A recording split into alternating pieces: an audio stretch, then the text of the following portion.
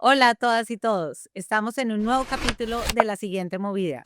Yo soy Juanita León, la editora de La Silla Vacía, y estamos aquí con Héctor Riveros, columnista y analista político de La Silla. Hola Héctor, ¿cómo vas? Hola, Juanita, bien, ¿tú cómo estás? Bien, otra vez estamos a larga distancia. Estamos a Qué, larga qué- qué distancia. mal, pero bueno, así nos va a tocar acostumbrarnos por un rato.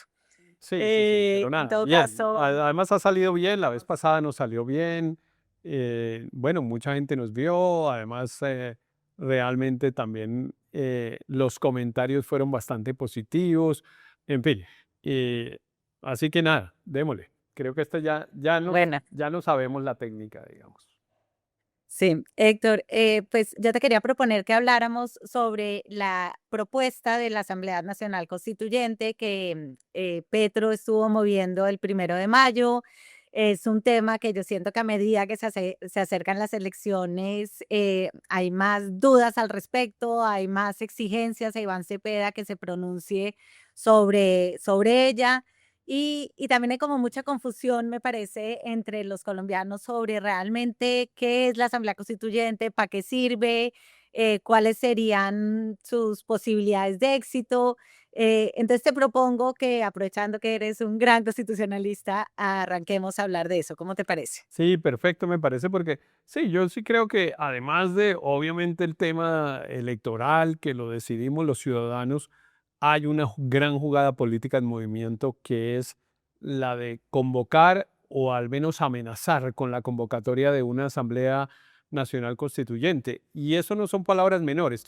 Yo, cuando Petro empezó a hablar de esto hace unos 3 años, yo, y seguramente no sé si lo dije en alguno de nuestras conversaciones, siempre dije, eso no hay que pararle bolas porque realmente pues es un juego político que no tiene verdadera intención y no tiene viabilidad política ni viabilidad jurídica.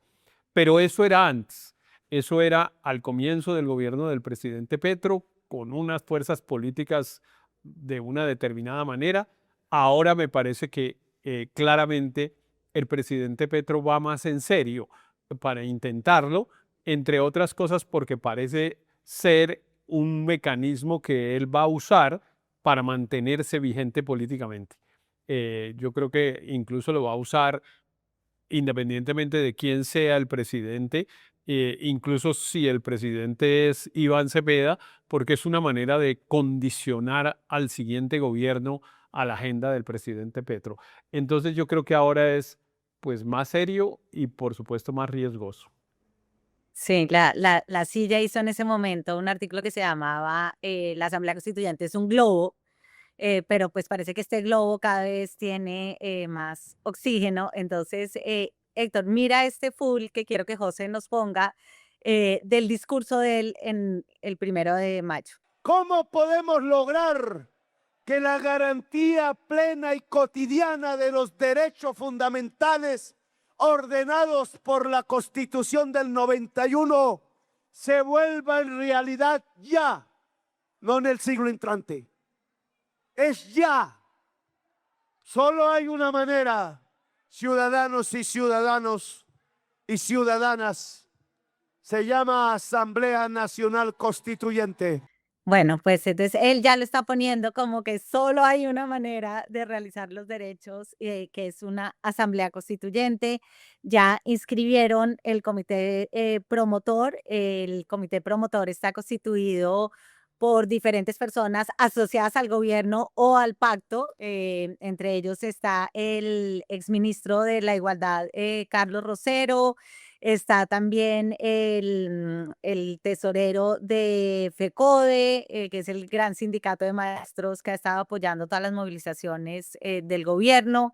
Está el secretario general de la CUT, que es el gran sindicato que también ha acompañado mucho las movilizaciones. Y hasta el momento, Héctor, lo que nosotros sabemos es que han recogido 900.000 firmas.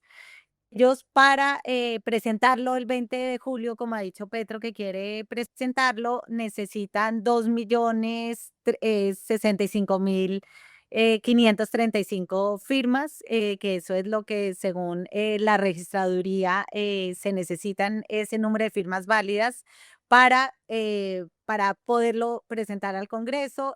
Petro ha dicho que quiere 5 millones de firmas porque sabe que casi siempre la mitad no son válidas. Entonces, bueno, pues en esto vamos, Héctor. Sí, olvidaste mencionar dentro de los promotores a uno muy importante que además es el tesorero de la campaña, que es el señor Armando Gurillú. Creo que estoy pronunciando Sí. bien su nombre, es un apellido guayú. Él es el vocero. El eh, vocero, sí. es un apellido guayú, él es un líder indígena guayú. Él y su hermano realmente, además custodio, han sido líderes indígenas tradicionales de la comunidad guayú y hoy ha surgido una discusión importante que es que el periódico El Colombiano reveló que entre Armando y Custodio, los dos hermanos, y fundaciones asociadas a ellos, han recibido contratos con el gobierno colombiano por más de 20.000 millones de pesos.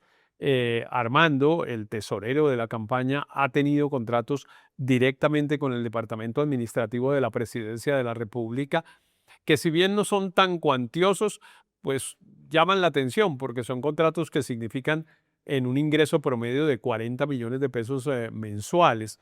Entonces, pues sí ha generado como una molestia, digamos, en la opinión el hecho de que ese comité promotor, pues en realidad esté siendo no solo financiado, promovido, sino aupado por el gobierno del presidente Petro y que realmente se estén usando recursos públicos para promover esta idea del presidente. Héctor, de pronto antes de seguir, ¿por qué no le explicamos a nuestros televidentes qué es la Asamblea Nacional Constituyente? ¿Qué hace una Asamblea Nacional Constituyente? ¿Cómo es diferente del Congreso? Expliquemos Sí. eso Sí, básico. sí, una Asamblea Nacional Constituyente, pues básicamente es un órgano que se elige, y subrayo la palabra elige, para reformar la Constitución en los términos en el que el Congreso y los ciudadanos se lo digan.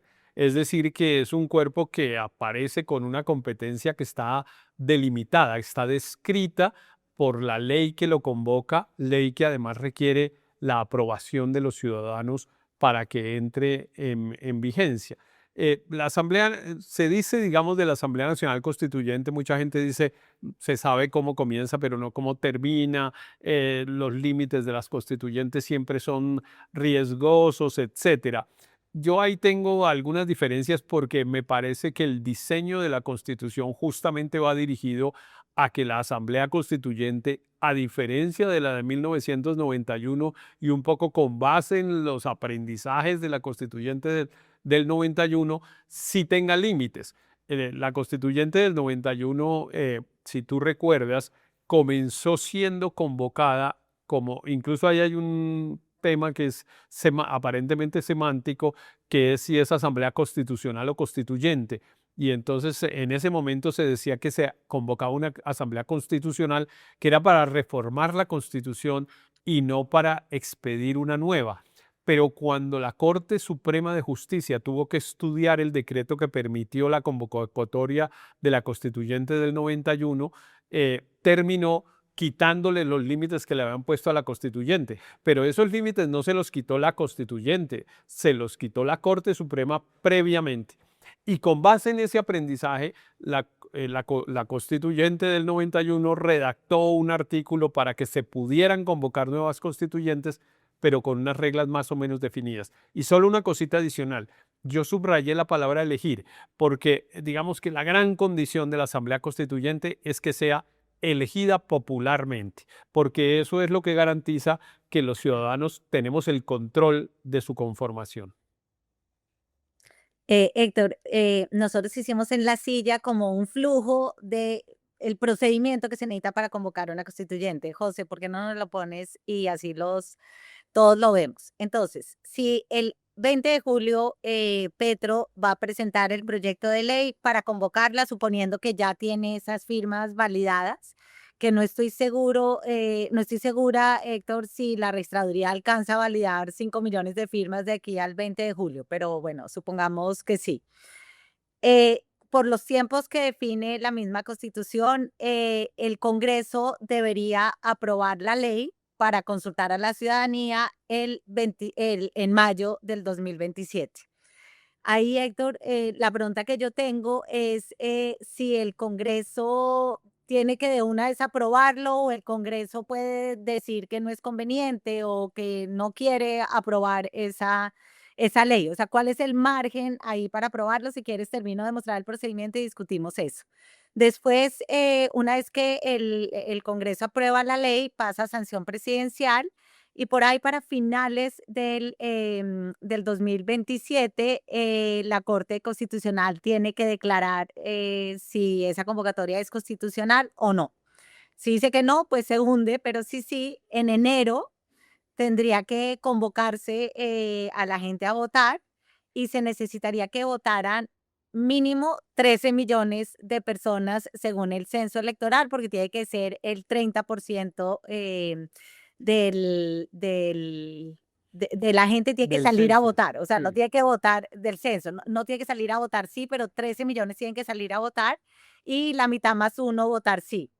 Y después, en el 20 de abril del 2028, más o menos se tienen que elegir a sus integrantes y comenzaría a sesionar en mayo o junio del 2028, o sea, en 2 años. Es decir, que los primeros 2 años del siguiente gobierno se nos iría todo en este proceso de la Asamblea Constituyente.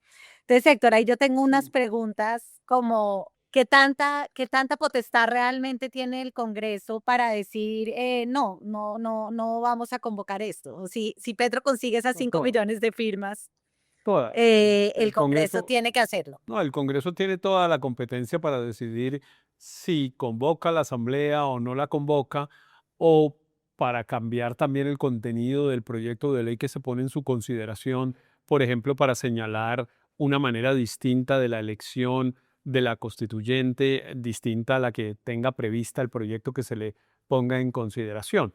Digamos que hay ahí como una especie de vacío legal, digamos, en el sentido de que en relación con un proyecto de ley que convoque una constituyente, no hay como unas reglas especiales para que sea de iniciativa ciudadana y entonces se aplican las reglas generales. Y las reglas generales es que el Congreso pues decide si aprueba o no aprueba o modifica y los promotores del proyecto tienen la posibilidad de que si no se llega a aprobar, puedan recoger un número adicional de firmas y eventualmente someterlo a referéndum.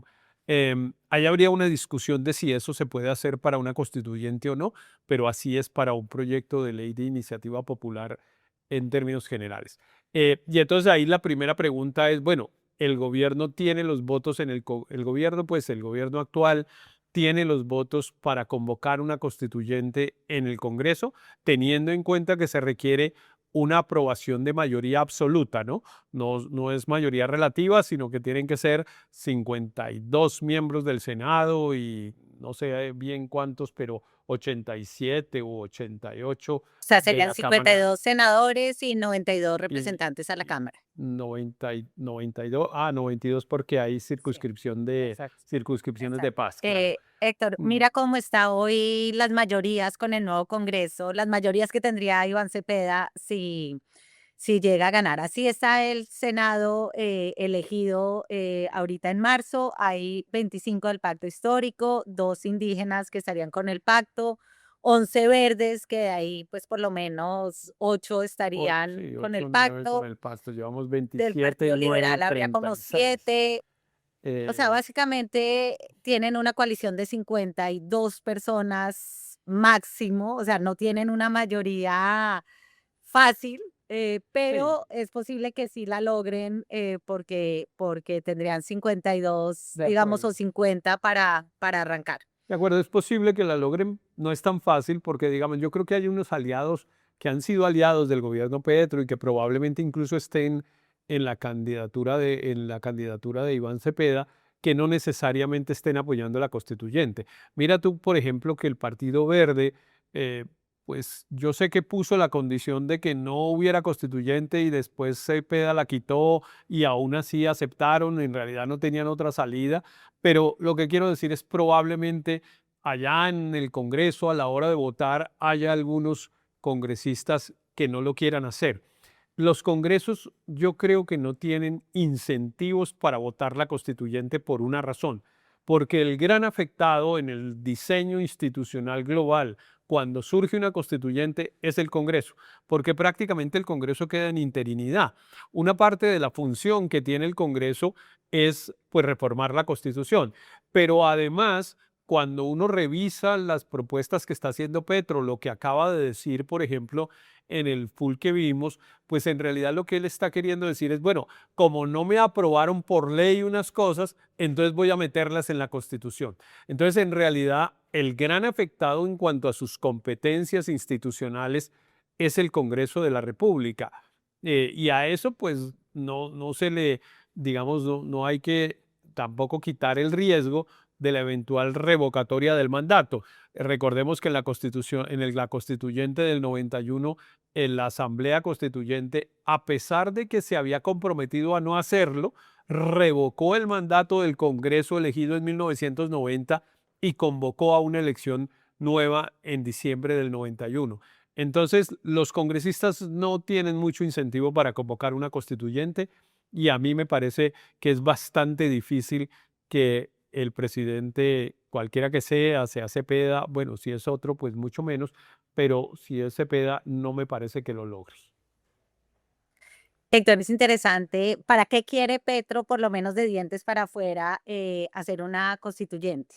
En el texto, digamos, en la justificación del texto para recoger las firmas, él dice que él quiere un capítulo, abro comillas, con los actos legislativos que hagan realidad los derechos fundamentales del pueblo de Colombia y otro con una reforma del sistema político que arrincone definitivamente penal y socialmente la corrupción en Colombia.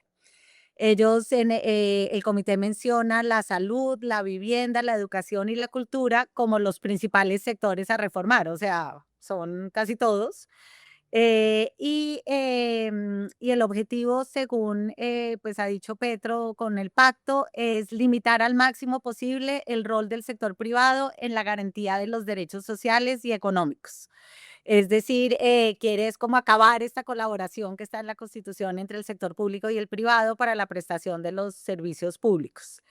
Y él dice que básicamente también la constituyente debe estar en contra del alza de la tasa de interés.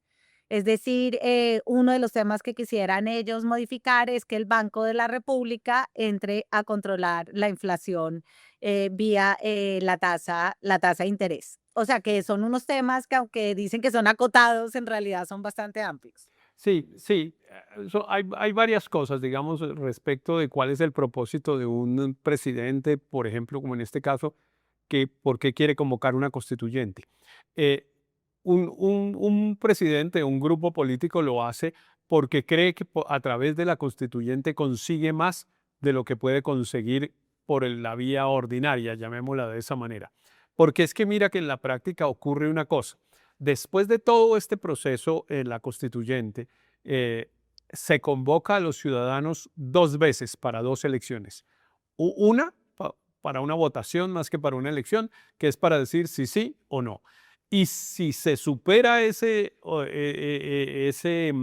requisito, si la mayoría de la gente vota que sí, después se convoca una elección para ahora elegir a los integrantes de la constituyente. Entonces, hay 2 elecciones. Cuando un presidente o un grupo político convoca a una constituyente, sabe que tiene enfrente el riesgo de 2 elecciones.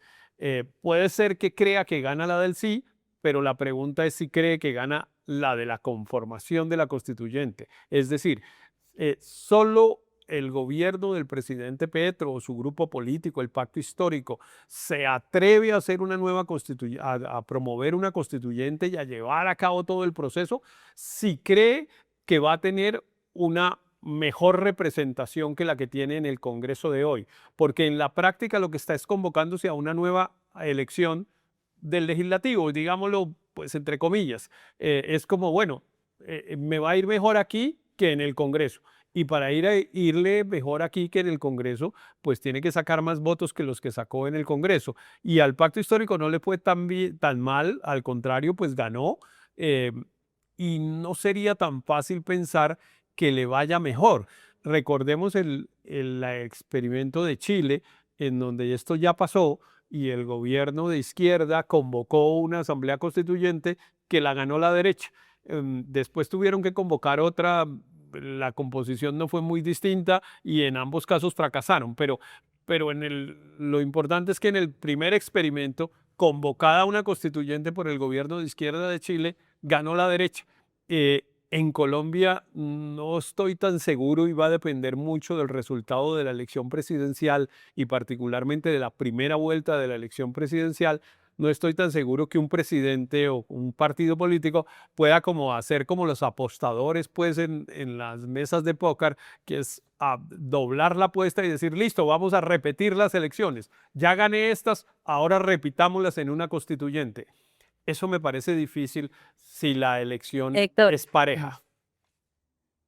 Héctor, pero yo no sé si esto tiene que ver con la composición que el pacto quiere para esa asamblea constituyente y para el cual están recogiendo las firmas, porque no es un constituyente, un voto, que es como lo normal en una asamblea constituyente, sino que ellos dicen, esta asamblea constituyente tendría 125 delegados elegidos por voto popular. ¿De qué forma? 87 se elegirían en una circunscripción nacional, o sea, los colombianos vamos y votamos por esos 87, pero el resto estarían elegidos por unas circunscripciones especiales que estarían conformadas así: 10 para comunidades campesinas, 10 para pueblos indígenas y 10 para organizaciones afro. Y 16 para las circunscripciones de paz que existen en la Constitución hoy, después del acuerdo de paz durante o sea, este es el último, el último periodo de las circunscripciones de paz fue este que acabamos de elegir, pero ellos tendrían en la constituyente 16 puestos y 2 para los residentes en el exterior. Es decir, que esos no sé, 75 puestos adicionales estarían conformados por poblaciones en donde el pacto histórico tiene una absoluta mayoría. Entonces, creo que es de esa forma que ellos de entrada garantizan que sería una constituyente dominada por la izquierda. Sí, sí, ahí es donde está la clave en lo que tú estás señalando, porque como digo, lo importante es si el que convoca a la constituyente va a estar mejor representado en la constituyente que en el Congreso. Y entonces la gente asume que sí y que Petro gana las elecciones, además porque Petro seguramente puede encabezar la lista a la constituyente por el pacto histórico y eso pues le da alguna ventaja política. Pero sin embargo, como tú lo has señalado, el proyecto que está para el que le están recogiendo firmas tiene una composición que la acabas tú de describir, que es corporativista en realidad. Es decir, no es una asamblea constituyente elegida popularmente, sino que se elige por sectores sociales en unas proporciones que son las que están en el proyecto. Eso, a mi modo de ver, es inconstitucional. El artículo 376 de la Constitución, si no me acuerdo mal, no sé si es el 376 o el 375, no me acuerdo de memoria, dice que los miembros de la Asamblea tienen que ser elegidos popularmente. Y pues ahí va a venir una discusión de si elegidos popularmente es elegidos popularmente en forma directa y en una sola circunscripción por parte de todos los ciudadanos, o si es posible hacer esto que ellos quieren. A mi modo de ver, eso es inconstitucional y esa sería una pelea que yo creo que perderían eventualmente tanto en el Congreso como en la Constitución, en la Corte Constitucional, si es que eventualmente lograran pasarla en el Congreso. Pero ahí es, yo creo que muy importante, digamos, en lo que yo quiero subrayar es que de toda esta discusión sobre, bueno, para qué la quiere y por qué la quiere y tal, siempre hay que tener muy claro que el por qué la quiere es porque cree que ahí le va mejor que por los mecanismos ordinarios. Y la pregunta es si sí le va mejor, si es, digamos, voy a usar una expresión coloquial, perdón, pero es saber si es tan berraquito de convocar otra elección, digamos, bueno, usted ya ganó esta, ¿va a convocar otra? duplica la apuesta y convoca a otra y la próxima semana vamos y volvemos a votar y cree que no solo vuelve a ganar, sino que saca un porcentaje mayor. Yo siempre me acuerdo y me parece que quien entendió bien esto fue el ex vicepresidente Germán Vargas Lleras, que hace unos años, 2 o 3, cuando el presidente empezó a hablar de la constituyente, Vargas fue el único que le dijo, listo, convoquémosla. ¿Cuándo es la elección? Vamos a las elecciones. En ese momento yo creo que Vargas tenía razón, porque el gobierno no tenía una popularidad tan alta ni una organización tan consolidada, etcétera. Y yo creo que el gobierno hubiera perdido la elección.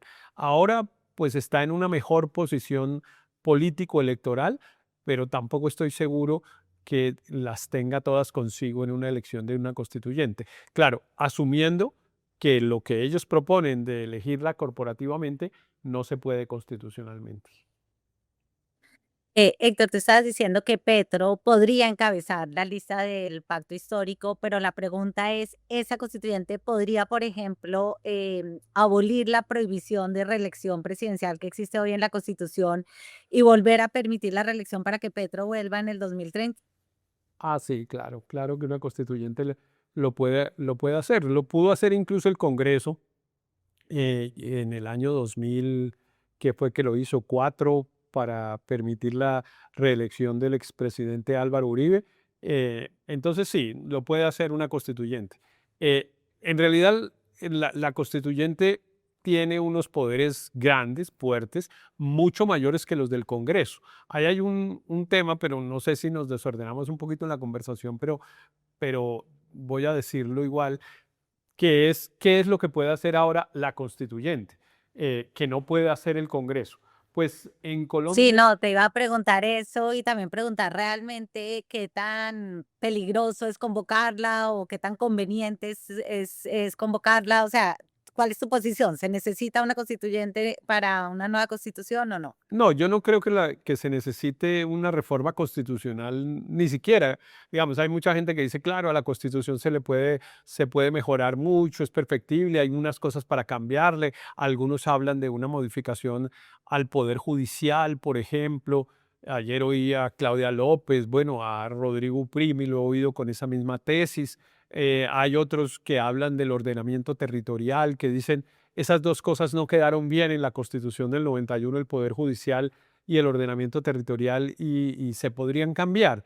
Y algunos dicen incluso, mire, y además lo del Poder Judicial hay que cambiarlo solo por constituyente, porque la Corte Constitucional, que era lo que iba a explicar, con la teoría esta famosa de la sustitución de la Constitución, pues ha terminado diciendo que el Congreso no puede modificar unos aspectos de la Constitución que son esenciales del ordenamiento constitucional y que por lo tanto, si algún día los queremos modificar, los tenemos que hacer a través de una asamblea constituyente. Tú recuerdas, para poner solo uno de varios ejemplos, la reforma esa que se llamó del equilibrio de poderes, que era una reforma, bueno, prohibía la reelección, pero además creaba una cosa que llamaban un tribunal de aforados, que era como un mecanismo de establecer responsabilidades jurídicas de los miembros de las cortes y de los ministros, y en fin, de todos estos que hoy tienen, de los que tienen fuero en la Comisión de Acusaciones de la Cámara, salvo el presidente de la República, y la Corte Constitucional la tumbó y dijo que eso sustituía elementos esenciales de la Constitución y que por lo tanto el Congreso no lo podía hacer. Con lo cual, una reforma de esa naturaleza, para adoptarla, tendría que hacerse por una constituyente. Algunos han dicho, por ejemplo, el ex magistrado Humberto Sierra repite con frecuencia una cosa que a mí me parece que es cierta, que es que por la vía de la teoría de la sustitución de la Constitución, la Corte ha ido dejando cada vez más temas a la necesidad de una constituyente, porque para hacer algunas modificaciones se necesita constituyente y no lo puede hacer el Congreso. Entonces, ¿y tú crees que esa politización de la justicia, que sería una de las cosas que trataría de cambiar con una constituyente, es algo que la justificaría? No, no, yo insisto, a mí me parece que nosotros tenemos un diseño institucional que por supuesto teóricamente puede tener unas cosas distintas o mejores o lo que fuera, eso no hay duda, pero yo no creo que sea necesario cambiar el diseño constitucional en Colombia, ni siquiera en unos temas que pareciera obvios como ese del ordenamiento territorial o del poder judicial. No creo. Yo creo que los riesgos de abrir una reforma constitucional en Colombia y mucho más por la vía de una constituyente son mucho más altos. Es mucho más lo que podemos perder por ahí que lo que podemos ganar. Eso no es que la metamos ¿Qué en... podemos perder, Héctor? ¿Qué es lo que podemos perder con una constituyente? Bueno, podemos perder muchas cosas, pero podemos perder dos cosas esenciales, dependiendo quién gane la elección. Si suponemos que la constituyente la promueve pues el pacto histórico y gana Cepeda la elección y es el presidente, ahí corremos el riesgo de perder un diseño institucional de separación de poderes que limita en buena parte los poderes presidenciales y que, a mi modo de ver, es un mecanismo preventivo muy eficaz de una deriva autoritaria en Colombia. Que en Colombia no tengamos posibilidades de gobiernos autoritarios depende de un diseño institucional que hoy tenemos y que ha funcionado muy bien. Y que el gobierno lo quiere cambiar, expresamente lo dice el presidente Petro en algunas de las cosas que tú mencionaste, como por ejemplo la del Banco de la República. Como no hemos podido, necesitamos fortalecer los poderes del presidente para poder. Y pues entre más fortalezcamos los poderes del presidente, más riesgo de autoritarismo tenemos. Y si llegase a ganar la composición de la elección de la constituyente, los grupos de derecha llegaran a tener mayorías, pues perdemos los derechos que ganamos en la Constitución, porque se vuelve a armar toda esta discusión pues, del contenido de los derechos, del libre desarrollo de la personalidad, de temas de los dilemas morales como el aborto, la eutanasia, etcétera, en los que hemos ganado tanto, tendríamos una enorme posibilidad de perder. Es decir, que lo que nos jugamos sí es casi que la vida. Héctor, el consenso constitucional que existía en Colombia, la idea de que la constitución había sido hecha por un grupo muy diverso políticamente de personas que estaban desde Antonio Navarro hasta Álvaro Gómez, ¿no? Que el M-19 había reclamado una paternidad de la constitución y la constitución siempre había sido casi que un orgullo de la izquierda. Eh, ¿Por qué crees que Petro decide entonces meterse a romper ese consenso constitucional? Que uno de los legados de Gustavo Petro sea que acabó con ese consenso, que la izquierda ya no ve en la Constitución una garantía para sus derechos como lo veía antes, sino que lo ves como una señal de bloqueo institucional para tener unos derechos sociales. ¿Qué crees que pasó ahí o qué crees que hay detrás de eso? No, pues digamos, siempre hay una intención política, como digo, porque cree que en un eventual constituyente puede más que lo que puede ahora. Yo no creo que lo logre, pero pues está bien pues digamos, es razonable que lo piense, por una parte. Y por otra parte, porque me parece que no está claro el entendido de cuál es el papel de la Constitución. Para proveer derechos sociales, por ejemplo, la salud, hay dos tesis respecto de la manera de hacerlo más eficaz. Hay unos que creen que si el Estado lo hace porque garantiza que la salud es un derecho y entonces pues cualquier ciudadano simplemente mostrando la cédula, llegando a cualquier institución de salud puede encontrar su atención en salud. Pues algunos creen que eso es así.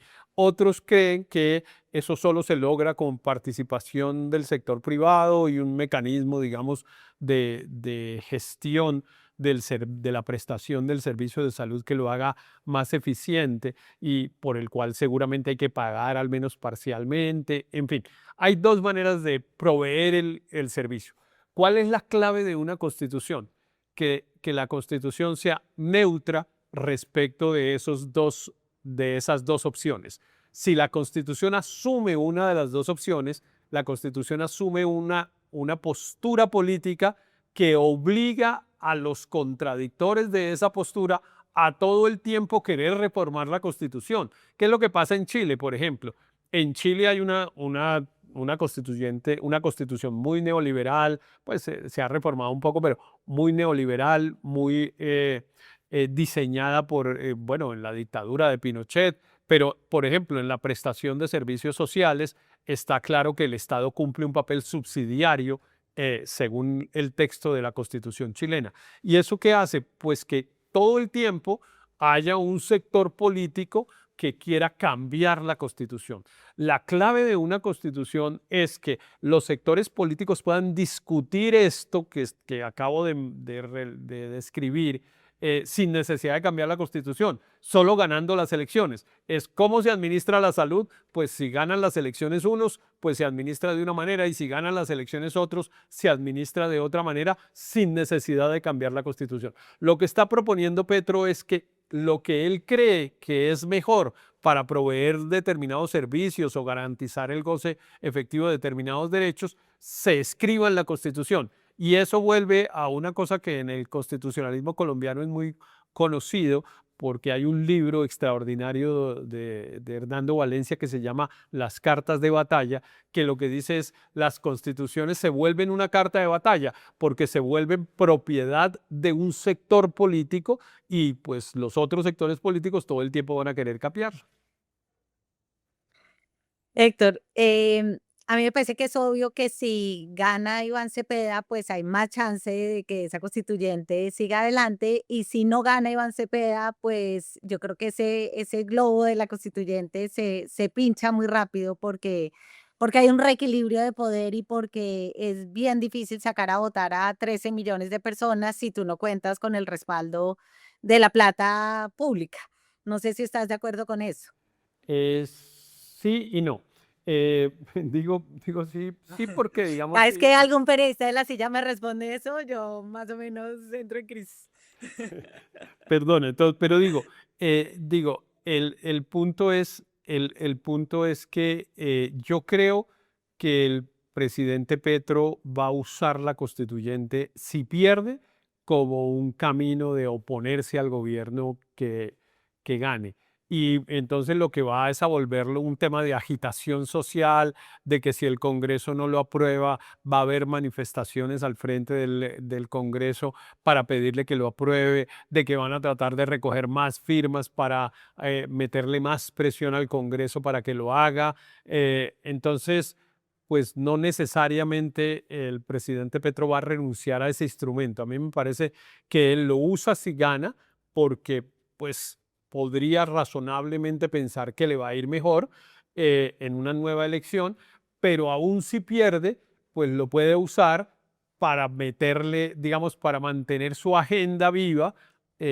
incluso perdiendo. Prácticamente deja sin agenda al nuevo gobierno, porque el nuevo gobierno intenta meter unas cosas nuevas y tal, y el presidente, el Petro, todos los días con una manifestación en el Congreso y con una movilización social grande, recogiendo firmas y presionando al Congreso para que aprueben una convocatoria de constituyente, pues eso prácticamente es como la discusión de quién se queda con la agenda después del próximo 8 de agosto. Héctor, entonces asumamos que es así y que entonces es importante saber también qué piensa Iván Cepeda sobre la constituyente, y frente a ese tema, como frente a casi todos los demás, Iván Cepeda ha sido muy ambiguo, ¿no? O sea, él, veamos lo que le dijo a Daniel Coronel en esta entrevista cuando le preguntan si quiere o no quiere la constituyente. Eso yo propongo que haya un diálogo en el que estén sectores políticos, económicos, sociales, incluyendo al movimiento social, por supuesto, que nos permitan encontrar una concertación. Si como parte de esa concertación surge un consenso o por lo menos un mínimo acuerdo de que la forma de implementar eso a lo que lleguemos como consenso nacional es una asamblea constituyente, perfecto, pero no al contrario. No vamos a comenzar a discutir si es o no es la asamblea constituyente sin haber discutido lo que está, a mi modo de ver, a la base, que son los problemas que tiene el país. Es decir, primero se buscaría un consenso del mayor número de actores sociales y de fuerzas políticas antes de pensar en citar una Asamblea Nacional Constituyente? Y creo que ese es el mecanismo y digamos, la manera en cómo hay que hacerlo. Entonces, él, como muchas otras cosas, él amarra a la constituyente a el acuerdo nacional, que todavía no tenemos muy claro en qué consiste ese acuerdo nacional, ni cómo se daría, ni dónde se daría esa discusión, pero la secuencia de él es primero el acuerdo, después la constituyente. Sin embargo, Héctor, me parece que el episodio con la Alianza Verde, pues fue muy diciente. La Alianza Verde, para adherir a Iván Cepeda, como tú lo dijiste antes, puso como condición que él se bajara de la Asamblea Constituyente. Y a pesar de que él inicialmente dijo que sí, después pidió quitar eso del acuerdo porque no quería como confrontar a Gustavo Petro en eso. Y entonces mira cómo era el acuerdo original y cómo quedó. Entonces, el que está en azul es el acuerdo original, donde dice que sigue ese acuerdo con la Alianza Verde, sigue unos principios irrenunciables, que después vimos que no eran tan irrenunciables. El primero era la defensa de la Constitución del 91 y dice: en ningún caso desde el gobierno se promoverá una asamblea constituyente. Y el segundo punto era la defensa del equilibrio institucional, rechazar y oponerse a cualquier propuesta para reactivar la reelección presidencial. Y después había pues la lucha por la dignificación laboral, la equidad de la mujer y la equidad territorial. Y mira cómo quedó finalmente el acuerdo. Dice que van a impulsar un acuerdo nacional para tramitar por el Congreso las reformas políticas, económicas, ambientales y sociales. Entonces dicen por el Congreso, entonces uno podría entender que ahí se está bajando de la constituyente, pero no quedó el no a la constituyente y queda el principio de la alternancia política y la no reelección. Me parece que es diciente, ¿no? Que él no haya querido que ese fuera un punto del acuerdo explícito, que era lo de no promover la Asamblea Constituyente. No sé, ¿tú cómo lees ese incidente, Héctor? Sí, pues es que los candidatos están en problemas todos porque tienen jefe y entonces pues les toca tratar de no pelear con el jefe. Y yo creo que el candidato Iván Cepeda entiende que para él una constituyente no es buena. Yo no creo que el candidato Cepeda crea que una constituyente pueda ser una buena idea para su gobierno. No es lo que él está pensando. Eso es claramente una idea impuesta por el presidente Petro, pero obviamente él no puede pelear con el presidente Petro. Y entonces le toca hacer este tipo de maniobras como las que tuvo que hacer con la Alianza Verde para poder tener unas alianzas con otros sectores políticos que no son tan incondicionales al gobierno y que no están pensando en la constituyente, pero claramente su prioridad es no pelear con Petro, porque imagínate para Iván Cepeda lo que sería en estas últimas semanas antes de la elección presidencial pelear con el presidente Petro, que es un poco lo que le pasa a Paloma con el presidente Uribe y con los uribistas, que no sea tan uribista, pero pues ella está ahí tratando de no ser tan uribista, pero sabe que esa es la base de su patrimonio electoral. Entonces, yo creo que Cepeda va a tratar de quitarse la constituyente en cualquier momento si es que sale elegido presidente, pero me parece que el presidente Petro, como ya lo dije, yo creo que va a insistir en la constituyente, cualquiera que sea, porque es que en la práctica él es el que va a seguir manteniendo la agenda.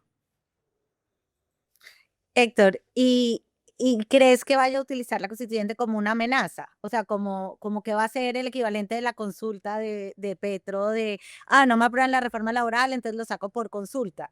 Que la Asamblea Constituyente va a ser para Iván Cepeda como esa espada de Damocles sobre el Congreso, que los va a forzar a aprobar unas reformas más radicales de las que quisieran. Sí, sí, yo creo que sí, yo creo que es el que la constituyente es una amenaza para todos y es una amenaza de Petro. Es una amenaza de Petro con una condición, digo yo, que parece que todos asumimos que sea cierta. Yo no la asumo como que sea cierta, que es que si se convoca una constituyente, Petro obtiene la mayoría en la constituyente, porque pues solo así la amenaza se vuelve cierta, que es, bueno, entonces si ustedes no me hacen caso, entonces yo con una constituyente apruebo las cosas que ustedes no me están en las que ustedes no me están haciendo caso o que el presidente nuevo no le pone como prioritarias, etcétera. Y eso lo va a mantener así y eso, pues yo por eso creo que ahora sí que este es un mecanismo al que tenemos que ponerle cuidado porque es cierto que es una amenaza, que el presidente Petro va a usar permanentemente para tratar de imponerle la agenda gubernamental a cualquiera que sea el presidente, sea un amigo de él o sea un contradictor. Héctor, hay una duda que a mí me queda con todo esto y tiene que ver con la negociación con el ELN. Como tú sabes, el ELN ha comenzado en los últimos días otra vez a proponer que ellos quieren volverse a sentar a hablar de un gran acuerdo nacional, que es un acuerdo nacional cuya agenda ya fue pactada con la delegación del gobierno liderada por Iván Cepeda hace unos años. Ese acuerdo nacional tiene una agenda no tan distante, sobre todo una composición no tan distante de la que están proponiendo en este comité promotor de la constituyente. Entonces, mi pregunta es, vía un acuerdo con el ELN, si ellos llegan a un acuerdo, se hace esta conversación nacional que ha propuesto el ELN, se acuerdan unos cambios, eso podría inmediatamente convertirse en una constituyente o tendría que seguir otra vez todo el camino legal que ya miramos en esa gráfica.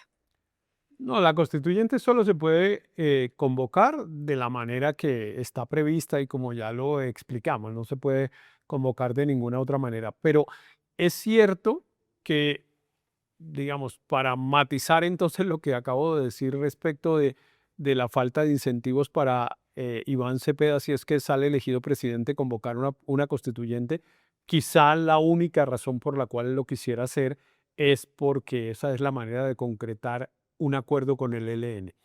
Y a mí me parece que eso, pues sí, suena razonable, pero lo hace más difícil desde el punto de vista político, porque es que un acuerdo con el ELN no lo va a querer la mayoría de los colombianos, como no quiso el acuerdo con las FARC. Es difícil suponer que los colombianos van a tener una actitud, digamos, más benévola, más complaciente para lograr la desmovilización de la guerrilla del ELN y la reinserción de sus miembros eh, con el ELN que lo tuvo con las FARC. No veo por qué. Todo lo contrario. Si cada vez pierden más legitimidad, cada vez la sociedad colombiana está menos dispuesta a hacer concesiones, etcétera. Pero es cierto que, y tal vez lo habíamos también conversado en algunas de las conversaciones de las últimas semanas, realmente lo que hay con Cepeda, con Iván Cepeda, si resulta elegido presidente, realmente la primera expectativa que yo tendría de cómo podría ser el gobierno es que va a dedicarse con mucho, con mucho énfasis a tratar de hacer un acuerdo con el ELN. Y todas las veces que se ha intentado hacer un acuerdo con el ELN, se diseñan, como ya tú lo mencionaste, unos mecanismos que son parecidos a una constituyente y que pues no tendrían, no sería muy raro que pudiéramos tratar de llegar a una constituyente por esa vía. Pero para hacerlo toca igual aprobarla en el Congreso con los Pero mecanismos y con los Héctor, procedimientos que no, ya señalamos. no se supone que con el acuerdo de paz con las FARC, el acuerdo de paz entró directamente al bloque de constitucionalidad. O sea, si se hace este acuerdo nacional con el ELN como está en la agenda que ya se pactó y que el ELN dice que quiere como recuperar, y que como tú dices, seguramente se haría con Iván Cepeda porque él era el jefe de la delegación que aceptó esa agenda de negociación, digamos, tan favorable para el ELN. Esa conversación nacional o los resultados de esa conversación nacional con el ELN podrían entrar directamente al bloque constitucional sin ni siquiera convocar una asamblea constituyente o en realidad sí tendría que pasar por un proceso legal. Pues depende del contenido de los acuerdos, pero pues recordemos que la incorporación, digamos, de la parte esencial de los acuerdos a la Constitución colombiana, de los acuerdos con las FARC, se hizo previo a una reforma constitucional, ¿no? O sea, no es simplemente firmar un acuerdo con el ELN y ya, sino que hay que convertirlo en un acto legislativo y hay que aprobarlo en el Congreso de la República. Entonces, pues tampoco es tan fácil. Y lo que yo creo es que el acuerdo con el eventual con el ELN es que se convoque una constituyente y una constituyente muy corporativa como la que están proponiendo en este proyecto. Es que yo sí encuentro, digamos, similitudes en lo que ha sido las peticiones históricas del ELN con el proyecto de asamblea constituyente al que le están recogiendo las firmas. Y probablemente ese sí sería, digamos, un incentivo para que el eventual presidente Iván Cepeda convoque la constituyente. Pero igual cualquier decisión va a tener primero que aprobarla el Congreso, bien sea incorporándola como un acto legislativo o bien sea convocando una asamblea constituyente. Bueno, Héctor, y ya para terminar, digamos, mi última pregunta es, ¿ves alguna forma de frenar esa constituyente, por ejemplo, con otra iniciativa como la que está impulsando Fajardo para bloquear la posibilidad de convocar una constituyente? No, pues digamos, o sea, sí, pero digamos es innecesaria. La verdad, a mí la propuesta del candidato Fajardo me pareció bastante mala, por decirlo, por decirlo suavemente, porque es que en el fondo lo que él está proponiendo es que hagamos lo mismo que está proponiendo Cepeda y Petro, que es que votemos si queremos una constituyente o no. Eh, Él asume que la gente va a votar que no y Petro asume que la gente va a votar que sí, pero lo que están proponiendo los dos es lo mismo. Pues si nos convocan a los ciudadanos, pues unos diremos que sí y otros diremos que no. Claro, de pronto sería mejor concentrarse en conseguir los votos para ganar Para ganar o la para elección. evitar lo que el Congreso la apruebe, ¿no? Que yo creo que eso es más fácil. A mí me parece que eso políticamente en el Congreso no veo que haya suficientes votos, pero seguramente si Cepeda sale elegido presidente y si decide pues hacer el esfuerzo de que se apruebe, puede ser que esté cerquita de lograr una mayoría. Entonces yo creo que el debate político y el forcejeo político hay que concentrarlo es en el Congreso. Héctor, bueno, pues creo que con esto podemos ir cerrando esta conversación. Digamos, me queda claro que no es fácil convocarla, no es fácil que 13 millones de personas salgan a votar, no es fácil que la mayoría de ellas digan que sí, pero que estamos lejos de que esto sea un globo y que seguramente este va a ser el vehículo con el que Gustavo Petro se va a ser imprescindible en el debate público en los próximos 2 años. Pues para bien o para mal de este país, lo vamos a tener en la primera plana durante mucho tiempo más por este camino. Sí, eso sí parece ser así, que digamos ese va a ser el juguete de Petro con el que nos va a mantener distraídos a nosotros y al presidente, incluido Cepeda, o pues mucho más si es un contradictor político suyo. Bueno, Héctor, pues nosotros que somos un poquito hijos de la Constitución del 91 y que hemos sido tan admiradores de la Carta Política, pues yo siento que este es un tema que por lo menos a mí me importa mucho. Ese es Sí, realmente el marco conceptual de la silla vacía, siempre ha sido la defensa de la Constitución del 91 y bueno, pues solo quería invitar a nuestros usuarios, si yo- quieren ver un podcast que hicimos con María José Cepeda, que se llama El País de los Millennials, a raíz de los 30 años de la Constitución, donde a partir de testimonios de la gente tratamos como de mostrar la importancia que tenía la Constitución del 91.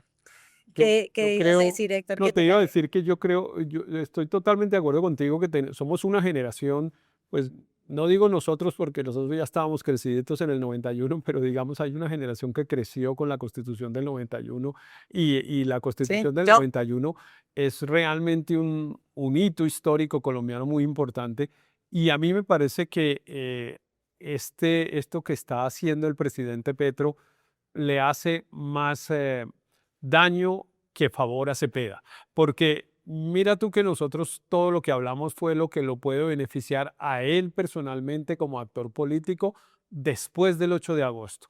gane o pierda. Pero no hay, digamos, no hay que olvidar que la gente entiende que buena parte de lo que se decide en la próxima elección al final de mayo es si va a haber o no una constituyente o qué tan posible es que se convoque o no una constituyente.